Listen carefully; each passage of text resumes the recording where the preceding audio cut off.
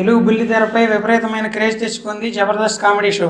ఇప్పటి వరకు ఎన్నో కామెడీ సీరియల్స్ వచ్చాయి, కానీ జబర్దస్త్ కామెడీ షో మాత్రం బుల్లితెర ప్రేక్షకులను బాగా అలరిస్తుంది. జబర్దస్త్ కామెడీ షోతో ఎంతోమంది ఔత్సాహికులు మంచి పొజిషన్లోకి వచ్చారు.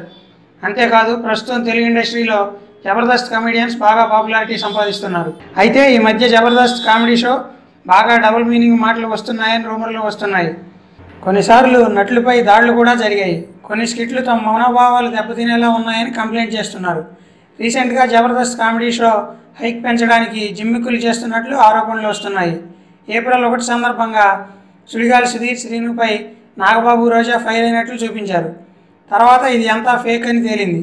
తాజాగా సునామీ సుధాకర్పై నాగబాబు ఫైర్ అవడమే కాదు, చెంప పగలగొట్టి కాలుతో తన్నాడు. ఇప్పుడు ఈ వీడియో కాస్త వైరల్ అయింది.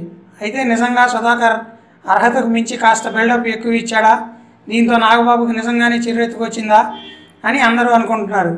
ఏది ఏమైనా సుధాకర్ని నాగబాబు కొట్టడం, తన్నడం చూస్తుంటే ఈ షో రోజు రోజుకి ఎంత దిగజారిపోతుందో అర్థమవుతుంది.